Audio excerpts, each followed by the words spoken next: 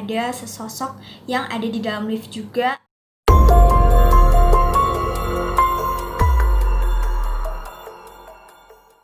Hai semua, balik lagi di channel aku. Di videoku kali ini aku bakalan ngebacain tentang creepypasta horror story nih. Nah, aku tuh juga belum baca ceritanya, jadi kita bakalan baca sama-sama ya. Oh iya, sebelum kita mulai ke topik utamanya, buat kalian yang belum subscribe channel aku, di subscribe dulu dan jangan lupa untuk nyalain notifikasinya agar kalian tidak ketinggalan dengan videoku selanjutnya ya. Nah, buat kalian juga suka dengan video ini, jangan lupa untuk kasih like-nya, komen, dan juga share ke teman-teman kalian ya. Oke, langsung aja kita mulai ke cerita yang pertama. Oke, buat cerita yang pertama itu judulnya adalah Rumah Baru Yang Lama Ini. Oke, langsung aja aku mau bacain. Kami membeli sebuah rumah tua. Suamiku bertanggung jawab atas merenovasi hampir keseluruh ruangan, mulai dari dapur hingga kamar tidur. Tugasku lebih mudah, hanya menyingkirkan wallpaper di dinding. Pemilik sebelumnya sepertinya sangat tergila-gila nih dengan wallpaper. Ia melapisi semua dinding hingga langit-langit dengan wallpaper. Melepaskannya satu demi satu benar-benar brutal, namun juga memberikan rasa puas yang aneh. Kayak satisfying guys.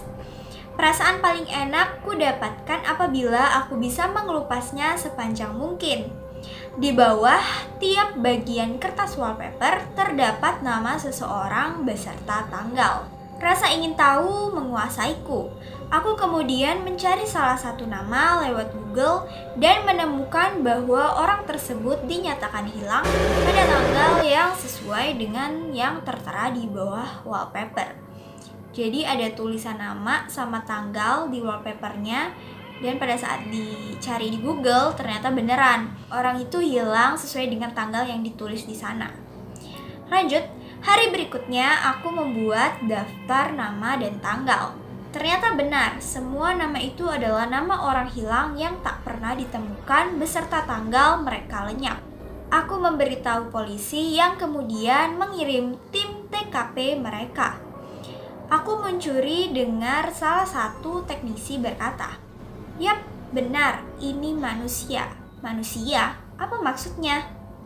"Bu," kata petugas itu, "di mana bahan yang Anda kelupas dari tembok ini itu bukan wallpaper." Lumayan serem. Kita lanjut ke cerita kedua. Cerita kedua, judulnya nggak ada, jadi langsung aja bakal aku bacain ceritanya. Aku tinggal bersama Om selama 3 bulan.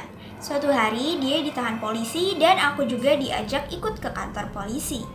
Polisi menawarkan aku makan. Aku pesan burger dan kentang goreng dan juga minuman dingin. Aku diberi es teh manis.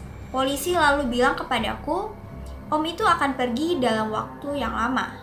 Dia ternyata ditahan karena melanggar 14 pasal. Akhirnya Pak Polisi selesai bicara denganku. Aku diantar di mobil polisi. Saat sampai rumah, semua orang rumah menangis. Jadi omnya itu udah meninggal. Oke, lanjut ke cerita yang ketiga. Ini juga gak ada judulnya ya guys, jadi aku bakal langsung bacain. Aku main ke rumah teman lamaku di suatu malam. Sudah lama tidak bertemu dengannya. Kami mengobrol begini. "Aku suka kamu main ke sini." "Iya, sudah lama juga kita nggak ketemu. Mau menginap saja? Kebetulan ada kamar kosong. Boleh? Pulang sekarang juga kemalaman. Habisi aja waktumu di sini. Aku ingin ada teman mengobrol. Sepi sekali rasanya." "Iya, kalau hidup sendirian aja memang berat." Oh, jadi temannya ini hidup sendirian gitu guys. "Kamu kelihatannya capek. Gimana kalau kamu langsung tidur aja?" "Ya, aku emang capek. Di pagi hari ada banyak hal juga yang harus kulakukan. Mimpi indah ya." "Oke, sampai jumpa besok pagi." "Tidur aja sekarang, kasurnya sudah rapi kok. Kamarmu itu di sebelah kanan. Selamat malam. Kamu istirahat yang cukup ya." Setelah itu aku berjalan ke kamar dan menutup pintu. Namun aku baru saja sadar ada yang aneh dengan percakapannya. Aku gemeteran dan mencoba mencongkel jendela dan lari kabur dari rumah. Nah, kalian pada nyadar nggak nih ada salah satu percakapannya tadi, temannya itu bilang, habisi aja waktumu di sini. Jadi bisa temannya ini mau dibunuh atau enggak disuruh sama dia tuh selamanya. Itu guys. Oke, kita lanjut ke cerita yang keempat. Cerita yang keempat juga nggak ada judulnya, langsung aja aku bakalan ceritain. Ini cerita yang ku dengar sekilas, mungkin legenda kota. Dulu ada seorang pria yang tinggal di lantai 14 di suatu apartemen yang tinggi. Suatu malam dia pulang sangat larut. Dia masuk ke lift dan menekan tombol lantainya. Tombol lantainya menyala. Pintu lift mulai menutup dan bersiap naik. Tombol lantainya menyala, pintu lift mulai menutup dan bersiap naik. Kemudian tombol lantai nomor 8 menyala. Bapak itu berpikir, oh mungkin ada yang mau masuk lift juga. Lalu ia sadar. Ia segera menekan tombol stop, lift itu berhenti di lantai 3 dan saat pintu terbuka, dia langsung keluar dari lift dan lari ke tangga terdekat. Dia menginap di hotel terdekat dan baru pulang ke apartemennya besok pagi. Aku tau guys, jadi kan pas dia masuk ke lift, tiba-tiba tombol lantai nomor 8 itu menyala. Kan kalau misalnya di lift, kalau misalnya di dalam, itu kan khusus untuk tombol kan 1, 2, 3 kayak gitu. Kalau di luar itu cuman mau naik atau turunnya aja. Jadi kan nggak mungkin banget kalau misalnya dia sendirian di dalam lift, tiba-tiba yang lantai nomor 8-nya itu menyala, berarti ada yang mencet dong. Jadi sama aja, bukan bapak itu sendirian di dalam lift, tapi ada sesuatu yang ada di dalam lift juga yang mencet tombol nomor 8 itu guys. Begitu. Oke guys, kita lanjut ke cerita yang kelima. Ini cerita dari seorang gadis yang tinggal sendirian. Suatu malam, dia bersiap ingin tidur. Dia lalu ke kamar mandi dan siap-siap cuci muka. Dia menyalakan keran di wastafel dan air keluar dari keran. Dia membasuh air ke muka lalu membasuh sabun ke seluruh wajahnya. Hingga ia mendengar suara langkah kaki. Sabun masih menempel di wajahnya, makanya ia tidak bisa membuka matanya. Dia mencari-cari keran dan menyalakannya. Air mengalir dan ia segera mencuci mukanya. Setelah dicuci, ia ambil handuk kecil dan mengeringkan mukanya lalu ia melihat keadaan sekitar. Kamar mandi kosong. Tidak ada orang lain di situ. Oh, mungkin bagian horornya tadi itu kan aku bilang dia nyalakan keran di wastafel dan air keluar dari keran. Berarti dia buka kerannya, terus dia basuh air ke muka, terus dia baru pakai sabun nih. Nah, pada saat itu dia dengar suara langkah kaki dan sabun itu kan masih nempel nih di mukanya. Lalu dia ingin membilas dan ia mencari-cari keran dan menyalakannya. Berarti ada yang nutup keran itu sebelumnya guys. Jadi kan dia bilang tadi kan dia nyalain keran di wastafel dan air keluar dari keran. Berarti pada saat itu masih nyala. Tapi pas dia udah pakai sabun gak bisa buka matanya, ia mencari-cari keran untuk menyalakannya. Berarti ada yang nutup keran itu sebelumnya. Ngerti kan guys? Oke, kita lanjut ke cerita yang keenam. Juga nggak ada judulnya, jadi aku bakal langsung bacain ceritanya ya. Aku tinggal sendiri dan aku tidak terlalu banyak kegiatan kalau malam hari. Agar aku tidak bosan, aku punya hobi baru, main jigsaw puzzle. Aku sekarang sedang menyelesaikan jigsaw puzzle yang bisa menyala dalam gelap. Suatu malam saat aku pulang, puzzle-nya sedikit menyala. Nyalanya itu membuatku bergidik. Kalau ini udah selesai, sepertinya aku main jigsaw puzzle biasa saja lagi. Nah, menurut kalian cerita yang ke-6 ini kayak gimana nih guys? Komen di bawah ya. Kita lanjut ke cerita yang ke-7. Oke, cerita yang ke-7. Rumahku ini sangat tua, sudah ditinggali keluargaku selama beberapa generasi. Saat di ruang keluarga, mau siang atau malam, aku seperti mendengar dengungan. Rasanya seperti dengar suara gumaman pelan seorang wanita.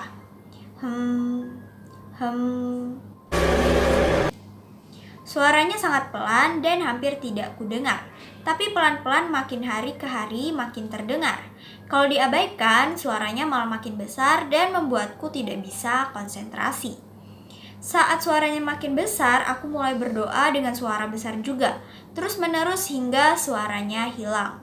Kemarin, band favoritku itu merilis album baru.